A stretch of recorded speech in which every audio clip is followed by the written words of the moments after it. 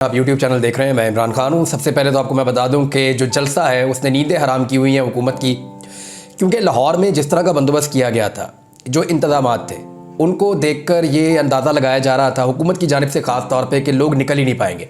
यानी इतना ज़्यादा निज़ाम को अगर कस दिया जाए तो फिर लोग कैसे निकलेंगे, लेकिन इसके बावजूद लोग पहुँच गए। यहाँ तक कि जगह जगह रुकावटें डाली गई, बैरियर्स लगाए गए, जगह जगह के ऊपर खारदार तारें बिछाई गई, कंटेनर्स खड़े किए गए, लोग बेचारे सड़कें क्रॉस करते, नाले क्रॉस करते। अब आज मनाजिर आ रहे हैं कि लोग किस तरह जलसागाह में पहुंचे हैं। यानी लोगों को पूरी एक मश्क करवाई गई है जलसागाह में आने के लिए। आम आदमी तो जा ही नहीं सकता था। जिस तरह बेचारे लोग वो बट्टी के टीले अबूर करते हुए आ रहे हैं, किसी जगह पे नाला है तो उसको कैसे वो क्रॉस कर रहे हैं, किसी जगह पे वो रिंग रोड के ऊपर टॉप से कैसे नीचे उतर रहे हैं, बड़े अजीब अजीब मनाजिर हमने देखे हैं। ये एक्सपेक्ट नहीं कर पा रही थी बाकी पॉलिटिकल पार्टीज, लेकिन मियां नवाज शरीफ साहब के लिए सोचने के लिए चंद बातें हैं। मैं सिर्फ उन्हें बताना चाहता हूं कि नंबर एक तो ये है कि पाकिस्तान तहरीक इंसाफ ने कोई खाना नहीं दिया अपने कारकुनों को इस जलसे के लिए। नंबर दो, कोई पैसा भी नहीं दिया, जैसे आप 5-5 हज़ार 2-3 हज़ार देते हैं एक एक बंदे को आने के लिए जलसे में, वो भी नहीं दिया जलसे के लिए। नंबर तीन, कोई ट्रांसपोर्ट भी मुहैया नहीं की गई तहरीक इंसाफ की जानिब से। लोग पैदल आए, गाड़ियों पे आए, मोटरसाइकिलों पे आए, अपनी गाड़ियों को रिस्क पे दूर खड़ा करके लोग पैदल पहुंचे, तो ये भी ट्रांसपोर्ट भी नहीं दी गई और कोई लालच लोगों को नहीं दिया गया। इसके बावजूद लोग इमरान खान की सिर्फ कॉल के ऊपर, उसकी गैर मौजूदगी में, वो जेल में बंद है और लोग जलसे में पहुंच गए। मियां साहब, अगर आप पॉलिश की बड़ी वाली डबिया ना उठाते और आप वो काम ना करते जो आपकी बेटी ने कहा कि हमें अच्छे से आता है कि जूते साफ करने पड़ते हैं, अगर आप गोद में जाकर ना बैठते और जेल में बैठते, तो यही इज्जत मियां साहब आपको भी मिल सकती थी। लेकिन आपने इज्जत से ज्यादा इक्तदार को पसंद किया। अवाम से ज्यादा आपको लगाव जो है वो उन जूतों के साथ है जिनको आप पॉलिश करके इक्तदार में आए। बहरहाल ये है सिचुएशन। अब मियां साहब का एहसास कमतरी तो बनता है। पाकिस्तान तहरीक इंसाफ का जो नेक्स्ट स्टॉप है, मैं आपको बता देता हूं। एक तो तहरीक इंसाफ ने फैसला किया कि जुम्मे वाले दिन वो एक बहुत बड़ा एहतजाज करेंगे, एहतजाजी मुजाहरा करेंगे अदलिया के खिलाफ जो साजिश हो रही है उसको लेकर, क्योंकि अब वकला की तारीख तो शुरू हो गई है। लाहौर में तो उन्होंने अपना पहला फेज किया था, अब वो पेशावर जा रहे हैं वकला, और बहुत उम्मीद है कि ये जुमेरात या जुम्मा, इन दोनों में से एक दिन शायद पेशावर के लिए फाइनलाइज हो जाएगा, क्योंकि इसके बारे में बात हो रही है, अभी फाइनल अभी तक नहीं हुआ। लेकिन जुमेरात या जुम्मे को पेशावर के अंदर जो है वो वकला की मुख्तलिफ जो तंजीमें हैं वो ऑल पाकिस्तान वकला कन्वेंशन वहां पे बुलाएंगी और फिर ये तहरीक आगे बढ़ेगी। दूसरी जानिब इस्लामाबाद का रेड जोन जो है उसको तकरीबन सील कर दिया गया है, कंटेनर ही कंटेनर पहुंचा दिए गए हैं, और ये सब कुछ इसलिए किया जा रहा है कि वकला की तहरीक शारा दस्तूर पे दाखिल ना हो सके। अब हाई कोर्ट भी वहीं पे, सुप्रीम कोर्ट बिल्कुल उसके सामने है। वकला को अदालतों में तो जाना है, अदालतों में जाने से कोई रोक नहीं सकता। तो ये बड़ी अजीबोगरीब और ऑड किस्म की सिचुएशन पैदा हो गई है मौजूदा हुकूमत के लिए। और हुकूमत कैसे रोकेगी वकला की तहरीक को, इसका उनके पास अभी तक जो मुझे दिखाई दे रहा है कोई सलूशन नहीं है। वो एक पॉलिटिकल पार्टी के जलसे को नहीं रोक पाते, तो वकला की तहरीक को कैसे रोकेंगे। जुम्मे वाले दिन पाकिस्तान तहरीक इंसाफ ने अदलिया के साथ यकजहती के लिए अनाउंसमेंट कर दी है कि वो एक एहतजाज करेंगे जुम्मे वाले दिन पूरे पाकिस्तान में, हर शहर के अंदर। और दूसरा जो नेक्स्ट स्टॉप है पाकिस्तान तहरीक इंसाफ का, वो तहरीक इंसाफ के एक बड़े मजबूत गढ़ की तरफ जा रहे हैं, और वो है मियां वाली। मियां वाली से इमरान खान साहब का अपना ताल्लुक है, उनका आबाई इलाका है, और यहीं पे वो इलेक्शन लड़ते हैं। हमेशा कौमी असम्बली का एक हल्का वो यहाँ पे रखते हैं। पाकिस्तान में जो सबसे ज़्यादा वोटों का रिकॉर्ड है वो भी मियां वाली में ही बनता है, जो इमरान खान साहब को पढ़ते हैं। तो बिल्कुल वन साइडेड मियां वाली है। मियां वाली का हर आदमी अपने इमरान खान के साथ खड़ा है, क्योंकि वो ना सिर्फ इमरान खान को ओन करते हैं, इमरान खान का अपना ताल्लुक मियां वाली से है, बल्कि मियां वाली के लोग जो हैं वो पाकिस्तान तहरीक इंसाफ के नज़रिए के साथ भी बड़े डट कर खड़े हैं। तो अब मियां वाली में बहुत सारे रास्ते खैबर पख्तूनख्वा से भी इधर को आते हैं, पंजाब से भी उधर को जाते हैं।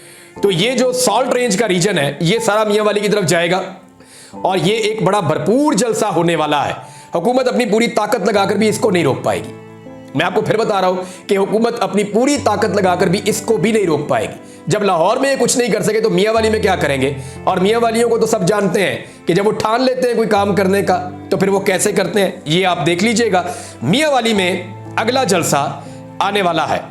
अब बहुत थोड़े वक्त में पाकिस्तान तहरीक इंसाफ ने जलसा करने का एक नया रिकॉर्ड कायम किया है। लेकिन इस बीच में मुझे याद आया कि इसका आगाज हो गया था 2022 में, मई 2022 में। आपको याद होगा सियालकोट में एक जलसा था पाकिस्तान तहरीक इंसाफ का, और जिस ग्राउंड में यह जलसा हो रहा था, जहां इंतजामात किए जा रहे थे, तो पुलिस ने सुबह सुबह आके, वहां का डीपीओ था हसन, जिसको मरियम नवाज ने, आपको याद होगा, एक ट्वीट करके कहा था शाबाश हसन। जब हसन ने पूरा निज़ाम उखेड़ दिया, मशीनें लाकर जलसागाह की सारी चीज़ें तोड़ दी, पाइप उखेड़ दिए, स्टेज उखेड़ दिया सुबह सुबह, तो ये सारा कुछ हसन ने किया था।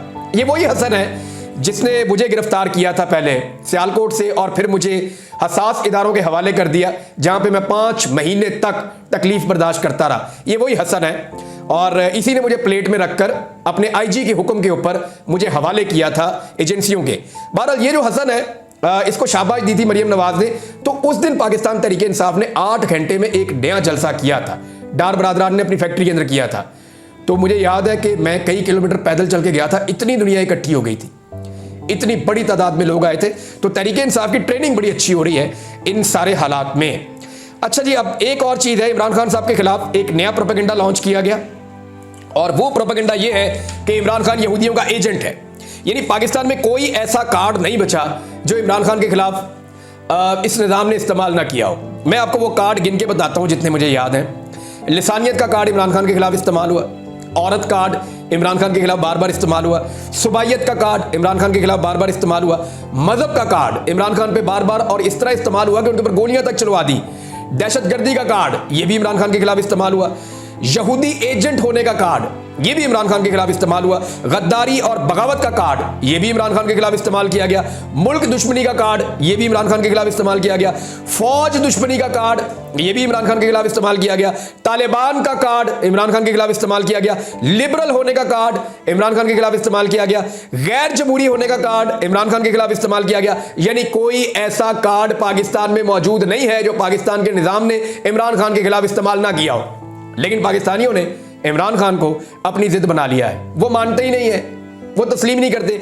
अभी जेरूसलम पोस्ट के अंदर एक खबर छपी है और खबर तो नहीं है, एक आर्टिकल है, एक तज्जिया एक शख्स का और उसका नाम है, जिस शख्स ने ये लिखा है हैरी रिचर, उसने ये तज्जिया छापा और उसके अंदर वो ये कह रहा है कि इसराइल का बड़ा लंबा अरसा हो गया है, किसी नए मुल्क ने इसराइल को तस्लीम नहीं किया। मुसलमान ममालिक और अरब ममालिक इसराइल को तस्लीम पहले कर रहे थे। डोनाल्ड ट्रंप के दौर में एक डील ऑफ द सेंचुरी हुई थी। ये तस्वीर अगर आप देखें तो ये जो मेन आर्टिकल के ऊपर तस्वीर लगी हुई है ये डील ऑफ द सेंचुरी है।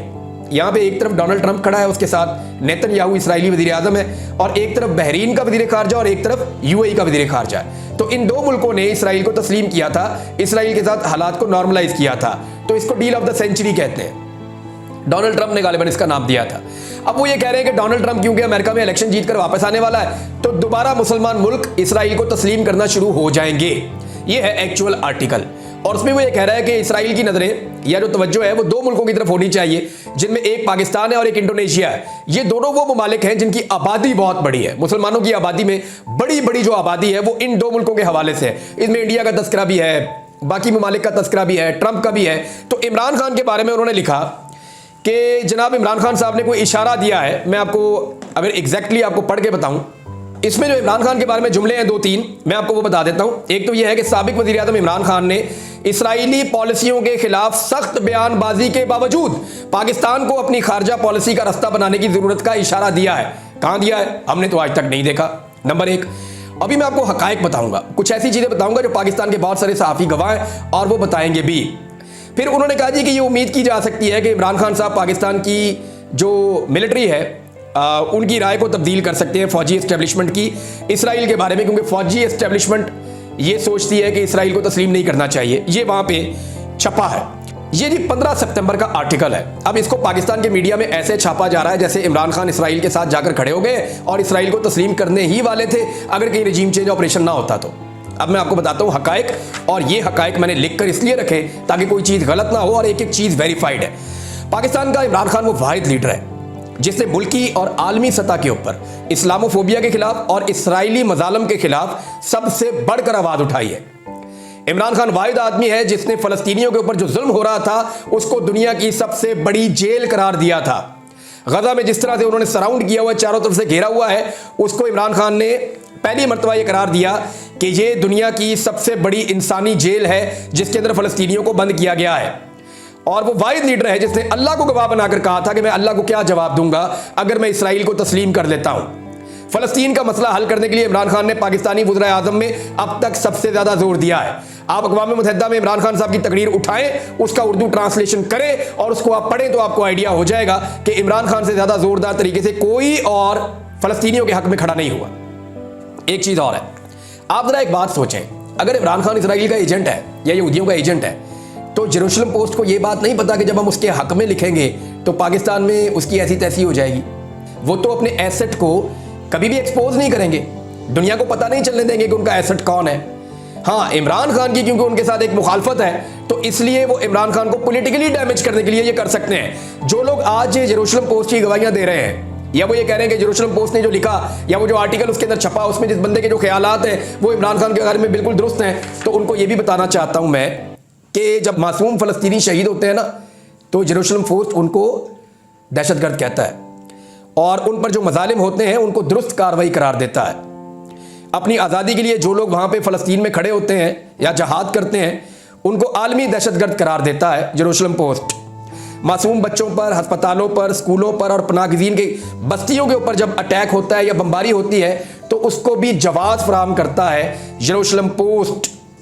तो अगर आप गवाही दे रहे हैं जेरूशलम पोस्ट की तो ये चीज़ें भी आप अपने जहन में रख लें कि आप किसके हक़ में गवाही दे रहे हैं। पाकिस्तानी बेवकूफ़ तो नहीं है ना, पाकिस्तानियों को पता है कि कौन कहाँ खड़ा है और इमरान खान ने कितनी आवाज़ उठाई फ़लस्तीनियों के हक़ में और इसराइली मज़ालम के ख़िलाफ़। ये एक हकीकत है और इससे आप भाग नहीं सकते। इमरान खान ने इस्लामोफोबिया के ऊपर इतनी आवाज़ उठाई कि आज इस्लामोफोबिया के बारे में जो आलमी दिन मनाया जाता है वो इमरान खान साहब ने ये कोशिशें की और उसी निस्बत से वो आलमी दिन मनाया जाता है। इसराइली ये बात बहुत अच्छी तरह जानते हैं कि जो आदमी भी पाकिस्तान में इसराइल की हमायत करेगा वो पाकिस्तान में अपनी मकबूलियत खो देगा और इसराइली अखबारात जिस आदमी की इसराइल में हमायत करेंगे वो आदमी भी पाकिस्तान में अपनी मकबूलियत खो देगा।